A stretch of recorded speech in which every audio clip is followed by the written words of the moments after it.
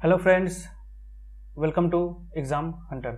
सो हम लोग पहले बताओ कि हम लोग कर क्या रहे हैं। हम लोग यहाँ पर जो जनवरी है उसके मेंस के पर्सपेक्टिव से जो भी न्यूज आया है ना दोस्तों, उसको कर रहे हैं। ठीक है ना, वो 66वीं मेंस के लिए।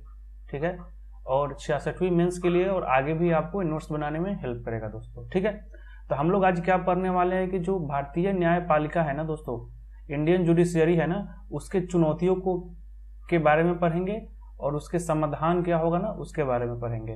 तो पहले बता दूं, this class is not about judiciary. इसमें हम जुडिशियरी के बारे में नहीं पढ़ेंगे, न्यायपालिका के बारे में नहीं पढ़ेंगे। हम लोग सिर्फ चुनौतियों के बारे में पढ़ेंगे। न्यायपालिका का अलग क्लास होगा, अगर आपको चाहिए तो आप कमेंट बॉक्स में डाल सकते हैं, उस पर हम क्लास कर लेंगे। अदरवाइज यहाँ पर जो मेंस लिख रहा है ना, उन लोगों को पता होगा कि न्यायपालिका क्या होता है। They know about supreme Court और दोस्तों हाई कोर्ट। ठीक है ना, इनके बारे में वो लोग ऑलरेडी पढ़ चुके होंगे। तो यहाँ पर हम लोग क्या करेंगे, चुनौतियां पढ़ेंगे। और चुनौतियां में भी दोस्तों क्या है कि हम लोग जो चुनौतियां पढ़ेंगे, जो चैलेंजेस पढ़ेंगे ना, वो उसका सोर्स होगा।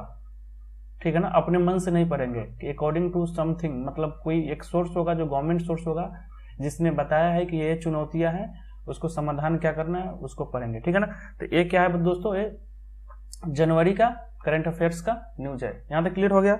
ये क्या है दोस्तों, जनवरी का करंट अफेयर्स का न्यूज है।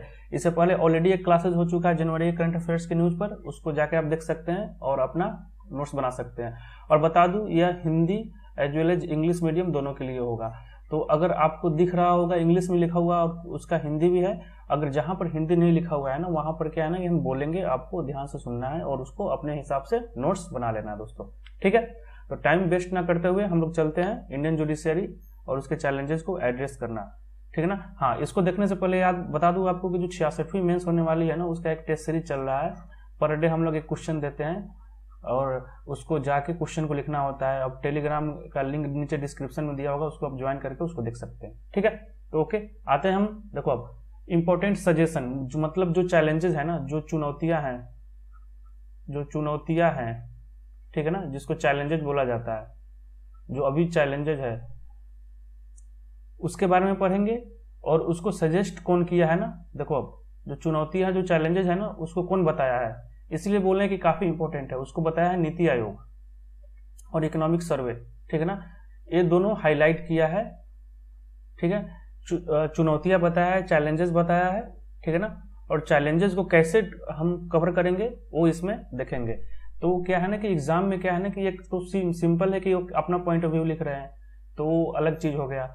एक लिख रहे हैं कि अकॉर्डिंग टू कोई एक गवर्नमेंट बॉडी है, गवर्नमेंट का एक बॉडी है, गवर्नमेंट का एक संस्था है दोस्तों, उसके अकॉर्डिंग क्या चैलेंजेस है, तो उस पर क्या है ना दोस्तों, उस पर ज्यादा मार्क्स मिलने का चांसेस हो जाता है। इस पर आप क्या कर लोगे, अच्छे मार्क्स स्कोर कर सकते हो। ठीक है, तो मतलब क्या है कि हम नहीं बता रहे हैं आपको, ये नीति आयोग बता रहा है। ठीक है ना, जो नीति आयोग का क्या सजेशन है और चैलेंजेस क्या क्या है, क्या क्या चुनौतियां है और समाधान क्या क्या होना चाहिए, उसके बारे में हम लोग पढ़ने जा रहे हैं। और इकोनॉमिक सर्वे, ठीक है ना, इकोनॉमिक सर्वे दोनों क्या है, गवर्नमेंट निकालता है। इकोनॉमिक सर्वे हर साल क्या करता है, गवर्नमेंट निकालता है बजट के पहले। ठीक है ना, इकोनॉमिक सर्वे में क्या होता है कि जो आर्थिक स्थिति रही है ना एक साल के अंदर, जो ऑलरेडी जो ईयर खत्म हो चुका है, उसके बारे में बताता है और क्या करना चाहिए उसके बारे में बताता है। और नीति आयोग के बारे में पता ही होगा। ठीक है, नीति आयोग के पहले दोस्तों एक बॉडी था जिसको बोलते हैं प्लानिंग कमीशन। ठीक है ना, लेकिन जब हमारी एक एनडीए सरकार आया दोस्तों, इसके बारे में थोड़ा देख लो, ये बीपीएससी में ऑलरेडी क्वेश्चन पूछे जा चुके हैं प्रीलिम्स में। तो एनडीए सरकार कब आया, 2014 में। ठीक है, तो उसने क्या करा दोस्तों, जो प्लानिंग कमीशन था, ठीक है ना, नेहरू जी ने बनाया था इसे, तो प्लानिंग कमीशन को खत्म कर दिया और एक नया संस्था, थिंक टैंक बॉडी डेवलप किया जिसको बोलते हैं नीति आयोग। यहां तक क्लियर। तो बीपीएससी में क्वेश्चन पूछा गया था कि नीति आयोग जो आया था ना, तो कौन से डेट को आया था।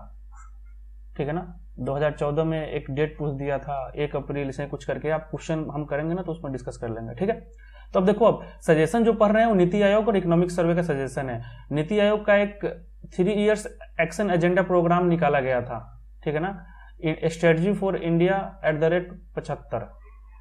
ये आपको कोटेशन करके लिखना पड़ेगा। मतलब क्या है कि strategy for India @75 3 years action agenda program, मतलब एक नीति आयोग का प्रोग्राम था कि 3 साल में क्या करना है, जब इंडिया का 75वीं साल हो जाएगा तब तक क्या क्या अचीव कर लेना है। ठीक है, तो उसमें सजेशन दिया है। ठीक है, तो पहला हमारा सोर्स हो गया नीति आयोग।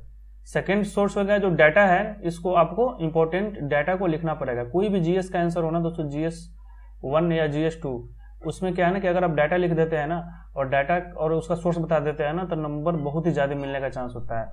तो देखो अब एक डाटा है नेशनल जुडिशियल डाटा ग्रिड, जिसको बोला जाता है कि राष्ट्रीय न्यायिक डाटा ग्रिड। ठीक है ना, इसको आप नोट कर ले। ठीक है ना, उसके हिसाब से जो डिस्ट्रिक्ट और सब ऑर्डिनेट कोर्ट होता है ना दोस्तों, जैसे एक जिला लेवल पर कोर्ट होता है और उसके नीचे भी कोर्ट होते हैं उसके तो क्या है ना, उसमें लगभग 88% जो केस है ना अभी पेंडिंग है। मतलब ऐसे ही पड़े हुए हैं, ऐसे ही केस 88% के आसपास दोस्तों पड़े हुए हैं। तो ये डाटा लिखना होगा कि सपोज करो कि जब लोअर कोर्ट में इतना केसेस पेंडिंग है, और देखो अब कोई भी आदमी है, ठीक है ना, तो आपको कोई कुछ भी चाहिए होता है, कोई प्रॉब्लम होता है, तब जस्टिस सबसे पहले कहाँ लेने जाते हैं? हाई कोर्ट, डिस्ट्रिक्ट कोर्ट में ही जाते हैं। जो कॉमन पीपल है सबसे पहले कहाँ अप्रोच करेगा? सब ऑर्डिनेट कोर्ट करेगा। जो जिला जो होता है, हर सिटी का, हर स्टेट में जो जिला होता है, जिला का एक न्यायालय होता है, वहां पर जाएगा। ठीक है ना, सबसे पहले वहां पर जाएगा, वहां पर उसको सोल्यूशन नहीं मिलेगा, वहां पर जस्टिस नहीं मिलेगा, न्याय नहीं मिलेगा, तब वो मूव करेगा हाई कोर्ट की तरफ। ठीक है ना, हाई कोर्ट में तब न्याय नहीं मिलेगा, तब वो सुप्रीम कोर्ट की तरफ मूव करेगा। तो जब ग्राउंड लेवल पर जो कोर्ट है ना दोस्तों, उसमें लगभग 88% केस पेंडिंग है, उसका जजमेंट आ ही नहीं रहा है। तो सोचो कि क्या हाल हो रहा होगा हमारे जस्टिस सिस्टम का, हमारे न्याय का।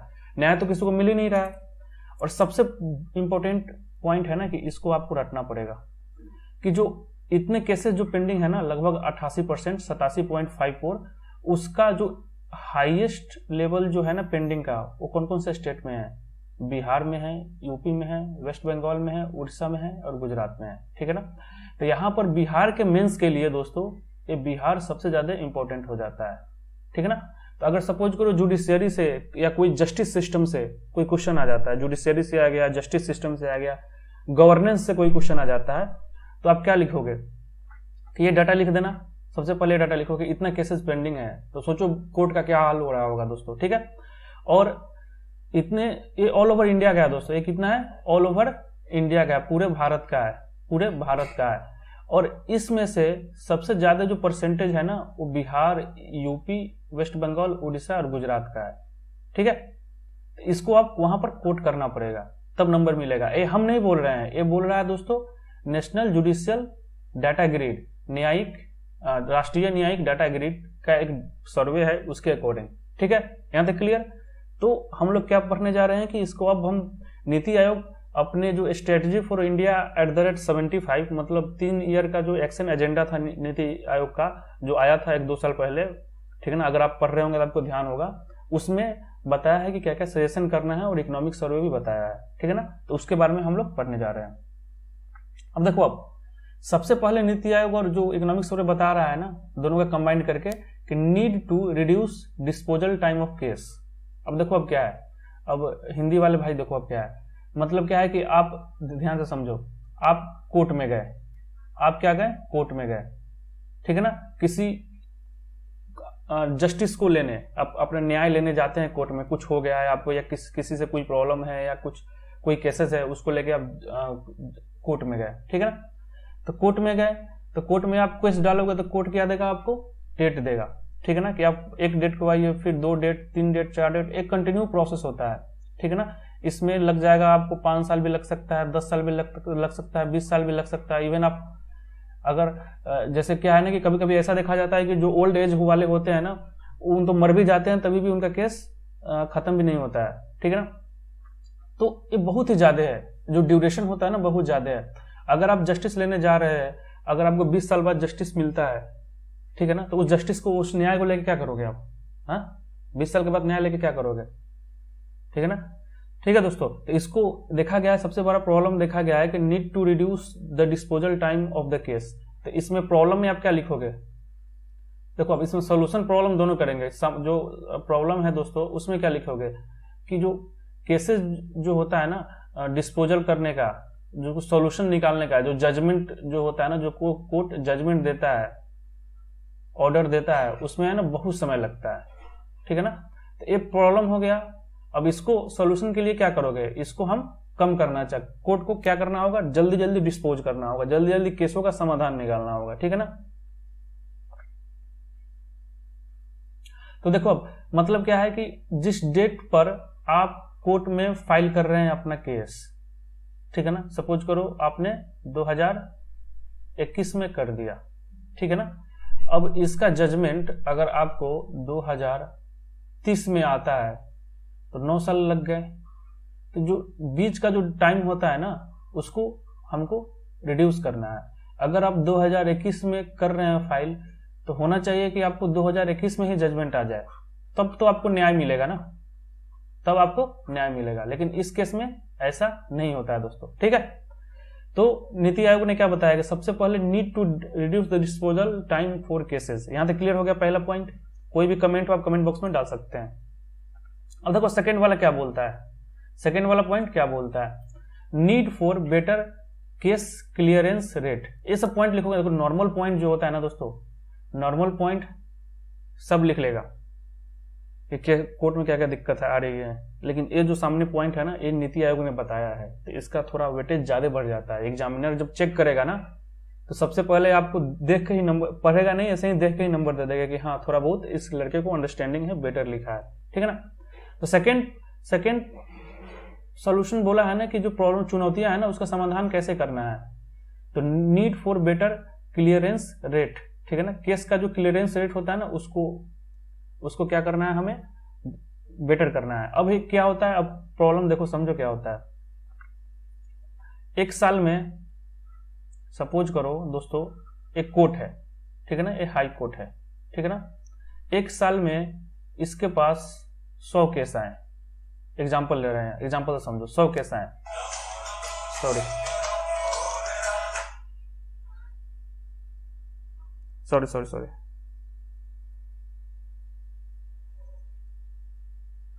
तो एक साल में कितने केस आए इसके पास, 100 केस आए। यहां तक क्लियर हो गया। अब 100 केस में से एक साल में 100 केस आए, और 100 केस में से ही एक साल में ऐसे 10 केस पर जजमेंट दे पाया, तो कितने बच गए, 90 केस ऐसे ही बच गए जिस पर वो पेंडिंग में चला गया। तो केस का जो क्लियरेंस रेट है, केस को जो खत्म करने का रेट है, डिस्पोज करने का रेट है, वो बहुत कम हो गया, ठीक है ना।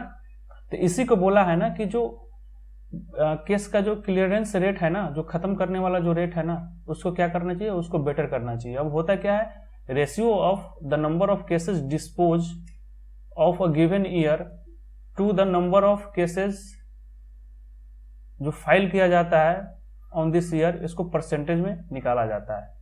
देखो तो अब देखो, अब इसका सीसीआर क्या हो जाएगा, केस क्लियरेंस रेट क्या हो जाएगा। 100 केसेस आया, ठीक है ना, जिसमें 100 केसेस आया जिसमें 10 केस डिस्पोज किया गया, ठीक है ना। तो इसका परसेंटेज निकालोगे दोस्तों तो क्या हो जाएगा, 10% सीसीआर हो जाएगा। मतलब सीसीआर सिर्फ 10% कर रहा है, हमको इसको पहुंचाना है कितना, 100%, ठीक है। यहां तक क्लियर, सेकंड पॉइंट क्लियर हो गया। अब आते हैं नेक्स्ट क्वेश्चन, पॉइंट थर्ड देखो, स्ट्रीमलाइन जुडिशियल अपॉइंटमेंट। अब हिंदी वाले सोचो समझो क्या है, प्रॉब्लम क्या है। सबसे पहले प्रॉब्लम देखो क्या है, प्रॉब्लम है कि जो जज जुडिशियरी है ना, पहले डिस्ट्रिक्ट कोर्ट आ गया, हाई कोर्ट आ गया, सुप्रीम कोर्ट आ गया, ठीक है ना। इसमें जो वैकेंसी है ना बहुत ज्यादा है, खासकर जो नीचे वाले जो लेवल है ना दोस्तों, इस लेवल पर है ना बहुत ज्यादा वैकेंसी है, बहुत ज्यादा क्या है ना दोस्तों, सीट खाली है, जज की कमी है।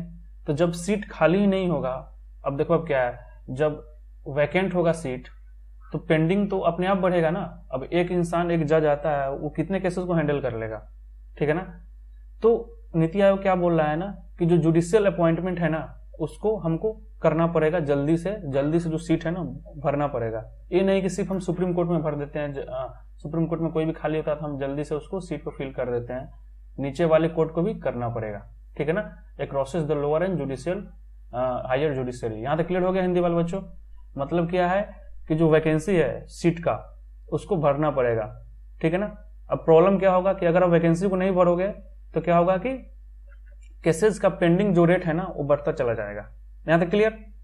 अब आ जाओ चौथा पर। फोर्थ सोल्यूशन क्या बोल रहा है ना, पहले प्रॉब्लम देखना उसके बाद सोल्यूशन देखेंगे हम लोग। Shifting the workload through creating special court. देखो अब क्या है, जैसे अब प्रॉब्लम देखो, प्रॉब्लम समझो क्या है। अब जैसे कोई कोर्ट है, हाई कोर्ट हो गया, सुप्रीम कोर्ट हो गया, तो कोई भी केसेस आता है ना दोस्तों, इन लोगों को देखना पड़ता है।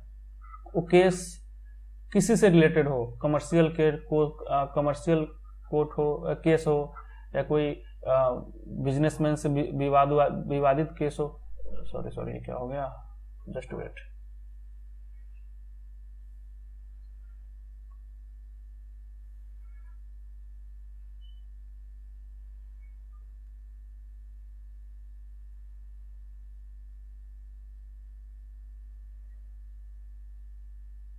हाँ देखो, तो क्या बोल रहे थे, कमर्शियल केस हो, या कॉन्स्टिट्यूशन से रिलेटेड केस हो, या कोई स्टेट से रिलेटेड केस हो, या कोई इन्वायरमेंट से रिलेटेड केस हो, मतलब कोई भी केसेस होते हैं ना, सबको कोर्ट देखना हो, एक ही कोर्ट देखता है, ठीक है ना।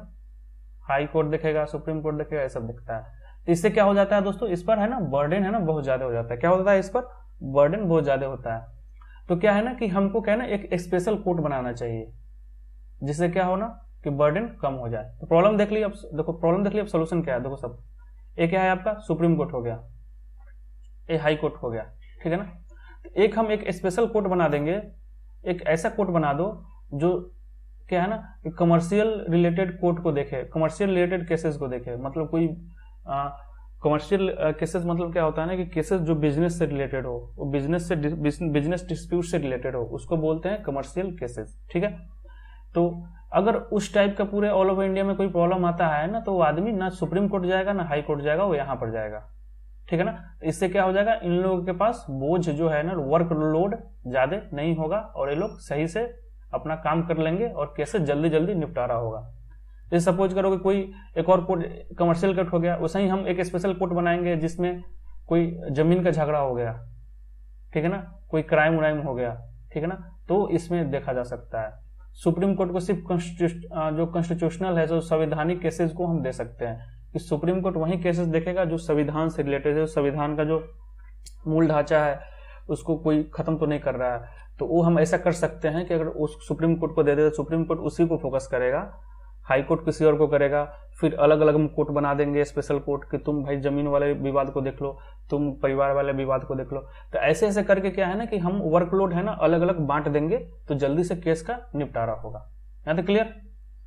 अब आते हैं नेक्स्ट, फिफ्थ देखो क्या है, need to create separate administrative cadre in the judicial system. अब देखो प्रॉब्लम है क्या, प्रॉब्लम देखो हिंदी वाले भाई, देखो क्या है प्रॉब्लम है ना दोस्तों, कि कोई कोर्ट है, सपोज करो हाई कोर्ट हो गया, ठीक है ना। तो जो जज है ना, एक तो जजमेंट भी देता है, जजमेंट से रिलेटेड केस भी देखता है दोस्तों, और साथ में जो एडमिनिस्ट्रेशन वाला जो मैटर होता है ना, उसको भी देखना पड़ता है एक ही जज को, ठीक है ना, जज को, ठीक है। मतलब क्या है कि कोई कोर्ट है, सुप्रीम कोर्ट ले लो या हाई कोर्ट ले लो या लोअर कोर्ट ले लो, डिस्ट्रिक्ट कोर्ट ले लो, जिला जो न्यायालय होता है वो ले लो, तो उसमें जो जज होता है ना, वो क्या करता है दोस्तों, जजमेंट भी देता है, न्याय भी करता है, और साथ साथ जो एडमिनिस्ट्रेटिव जो रोल होता है ना उसको भी देखता है। तो ये दो बोझ हो गया ना इसको। तो कभी कभी क्या होता है ना कि एक तो पहले से अब देखो वैकेंसी कम है, नंबर ऑफ जजेस जो है ना कोर्ट में बहुत कम है, और जो बचे खुचे हैं उसको न्याय वाले भी मैटर को देखना है, और साथ साथ एडमिनिस्ट्रेशन वाले मैटर को भी देखना है। तो क्या होगा, टाइम समय ही नहीं बचेगा, तो पेंडिंग रेट बढ़ते चला जाएगा, ठीक है ना। तो ये प्रॉब्लम है। तब इसका सॉल्यूशन क्या बताया गया है ना दोस्तों, नीति आयोग क्या बताया है ना कि एक सेपरेट एडमिनिस्ट्रेटिव कैडर होना चाहिए। कैडर मतलब तो पता ही होगा, जो यूपीएससी बीपीएससी जो तैयारी कर रहे हैं उसको, तो कैडर होना चाहिए। अब इसका एग्जाम होगा, ठीक है ना, इस कैडर का एग्जाम होगा। इससे जो बच्चे को हम रिक्रूट करेंगे, जो बच्चे को हम इससे रिक्रूटमेंट होगा, बच्चों का एग्जाम होगा, एग्जाम के तहत बच्चे सेलेक्ट किए जाएंगे। एक क्या करेगा, जो कोर्ट है ना, हाई कोर्ट है और सुप्रीम कोर्ट है, उसके एडमिनिस्ट्रेशन फील्ड को देखेगा है, क्योंकि ये एक क्लास ऑफिसर हो जाएगा, एक क्या हो जाएगा, एक क्लास ऑफिसर हो जाएगा। जैसे यूपीएससी में क्या होता है कि यूपीएससी आप क्लियर करोगे तो आपको कैडर मिलता है, बिहार कैडर में जाना है या यूपी कैडर में जाना है या दिल्ली, हरियाणा, गुजरात, पंजाब, ऐसे ऐसे कैडर मिलता है, ठीक है। तो वैसे ही हम यहाँ पर एक कैडर बना देंगे कि वहां से जो बच्चे सेलेक्ट होकर जाएंगे, जो ऑफिसर सेलेक्ट होकर जाएंगे, वो सिर्फ एडमिनिस्ट्रेशन रीजन को देखेंगे, ठीक है ना। तो ये पॉइंट काफी अच्छा है, इसको आप लिख सकते हैं। समझ गए? हिंदी वाले भाइयों क्या है ना कि आप सुनते रहना और अपने हिसाब से लिखते रहो, और इंग्लिश वाले भी अपने हिसाब से लिखते रहो, ठीक है ना। जो समझा रहा हूं उसको बस ध्यान से सुनो। नेक्स्ट है creating all India judicial service. जैसे क्या है ना कि जैसे हम लोग आईएएस बनाते हैं ना, ऑल इंडिया एडमिनिस्ट्रेटिव सर्विस है जो एडमिनिस्ट्रेशन को देखता है। आईपीएस बनाते हैं, इंडियन पुलिस सर्विस है जिससे एसपी तेसपी जो बनते हैं जिला उला में, ठीक है ना। उसके बाद आईआरएस है, Indian revenue service, Indian railway service. ये सब क्या है ना कि ऑल इंडिया सर्विस है, ठीक है, जो सेंट्रल गवर्नमेंट के अंदर आता है। तो वैसे ही बोला जा रहा है दोस्तों कि एक सर्विस बनाना होगा जिसका नाम है ऑल इंडिया जुडिशियल सर्विस, ठीक है ना। अब इसमें क्या होगा कि उसका भी जैसे आईएएस का एग्जाम होता है ना, सिविल सर्विस का एग्जाम होता है ना, उसे ही उसका भी एग्जाम होगा, और उसको भी मेरिट बेस्ड पर क्या होगा, एग्जाम देने के बाद मेरिट बेस्ड पर उसको अपॉइंट किया जाएगा जज को, ठीक है ना। अभी देखो, अब जज किस तरह से अपॉइंटमेंट होता है, जज का भी अपॉइंटमेंट देखोगे दोस्तों तो यहां पर ध्यान देखो, उसको कॉलेजियम सिस्टम बोलते हैं। कॉलेजियम सिस्टम क्या होता है कि जो जज होते हैं ना वो अपने आप को खुद से अपॉइंट करते हैं, ठीक है ना। वो जब हम पढ़ेंगे, न्यायालय के बारे में पढ़ेंगे, सुप्रीम कोर्ट के बारे में पढ़ेंगे, हाई कोर्ट के बारे में पढ़ेंगे, तो कॉलेजियम सिस्टम खुद हम समझेंगे। मतलब क्या है कॉलेजियम सिस्टम, कि हम सुप्रीम कोर्ट के जज हैं तो अगला जज जो सुप्रीम कोर्ट में आएगा या अगला सीजीआई जो बनेगा वो हम लोग डिसाइड करेंगे, ना कि कोई बाहर वाला। इसमें क्या होता है कि परिवारवाद ज्यादा हो जाता है, जिसको नेपोटिज्म बोलते हैं, तो बहुत सारे प्रॉब्लम आने स्टार्ट हो जाते हैं। इसीलिए आप कुछ साल पहले का न्यूज है कि इंडियन गवर्नमेंट ने एक एक्ट पास किया था जिसको बोलते हैं NJAC, national judicial appointment commission. इसके थ्रू क्या होता था दोस्तों कि सरकार ने बोला था कि हम अब जज को अपॉइंट करेंगे, इसमें 6 मेंबर होते थे, वो 6 मेंबर मिलकर करेंगे। सुप्रीम कोर्ट बोला ना कि नहीं तुम गलत कर रहे हो, संवैधानिक ढांचे के अगेंस्ट है, तो इसको खत्म कर दिया, ठीक है। तो मतलब क्या है कि जज अपने आप को खुद से इलेक्ट कर रहा है, तो सबसे पावरफुल इंसान तो पूरे वर्ल्ड में वही हो गया ना। इसीलिए बोलते हैं कि इंडियन जो जुडिशरी सिस्टम है ना सबसे पावरफुल है। क्यों है? क्योंकि हम अपने आप को खुद से अपॉइंट कर रहे हैं। तो यही बोला जा रहा है कि एक ऐसा नहीं होना चाहिए, एक जुडिशियल सर्विस होना चाहिए, उसमें जो मेरिट बेस्ड होना चाहिए ना उसके हिसाब से जजमेंट होना चाहिए, मेरिट बेस्ड एग्जाम होना चाहिए, उसके हिसाब से अपॉइंट करना चाहिए, ठीक है। तो जो जज आएंगे उनके पास मेरिट रहेगा और वो जजमेंट सही से दे पाएंगे, ठीक है ना। और ये आर्टिकल 312 में दिया भी गया है और ये ऐड किया गया था 42nd अमेंडमेंट 1976, मतलब 42वां संविधान का जो संशोधन हुआ था ना उस समय इसको ऐड किया गया था दोस्तों, ठीक है। यहां तक क्लियर?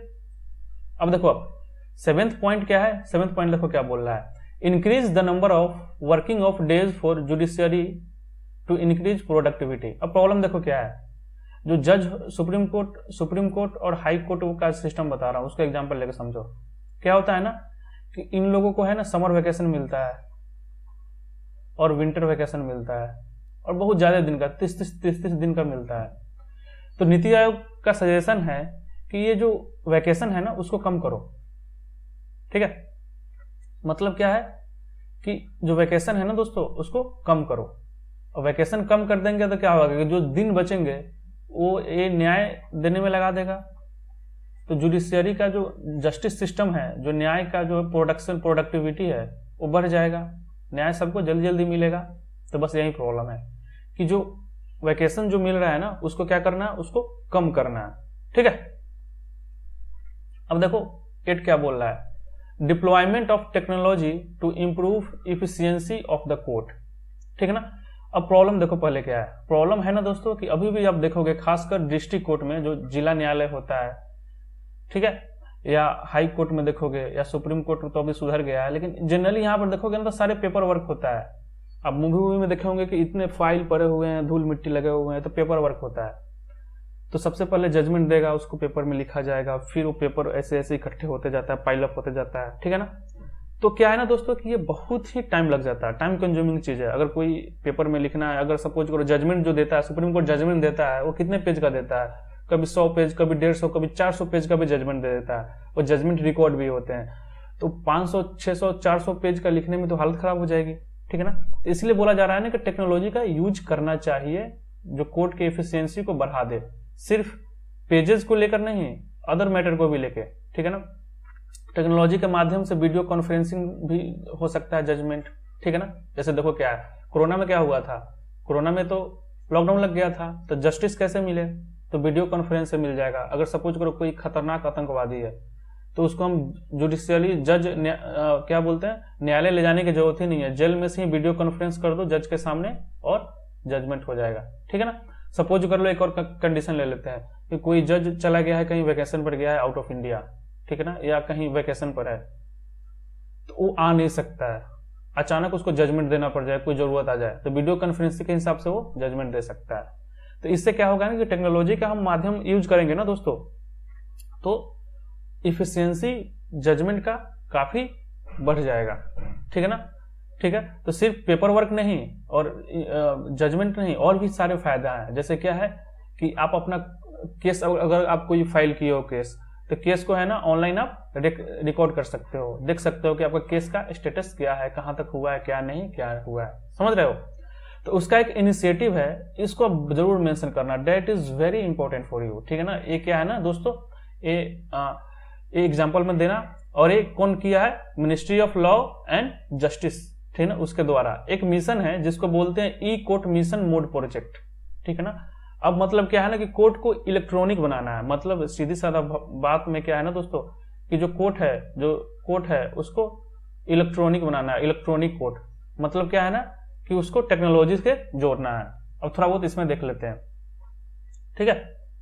अब देखो, अब ई कोर्ट जो है ना उसका, इसके थ्रू हम क्या कर सकते हैं, इसके थ्रू हम क्या कर सकते हैं कि एक इस प्रोजेक्ट है जो मिनिस्ट्री ऑफ लॉ ने बनाया है, उसके थ्रू हमने एक नेशनल जुडिशियल डाटा ग्रिड बनाया, ठीक है ना। अब देखो, अब हिंदी वाले भाई और इंग्लिश वाले भाई देखो क्या होता है। National judicial data grid generally क्या है ना कि एक प्लेटफॉर्म है, जैसे आप क्या करते हो, फेसबुक ओपन करते हो ना, फेसबुक ओपन करके आप अपना देख लेते हो कौन कौन दोस्त है, क्या क्या नहीं, यूट्यूब ओपन करते हो, वीडियो सर्च कर लेते हो, वैसे ही एक नेशनल जुडिशियल डाटा ग्रिड है, ठीक है ना, राष्ट्रीय न्यायिक न्यायालय डाटा ग्रिड, ठीक है ना। अब इसमें क्या होता है ना कि इसमें आप सपोज करो आपने अपना केसेस फाइल किया है, तो केसेस देख सकते हो कि उसका कंडीशन क्या है, उसका स्टेटस क्या है, ठीक है ना, प्रोग्रेस क्या कर रहा है, मतलब कि कब जजमेंट मिलेगा, उस केसेस को लेके जो न्यायाधीश बैठने वाला है, जो जज बैठने वाला है वो कौन होगा, तो अब अपने केसेस को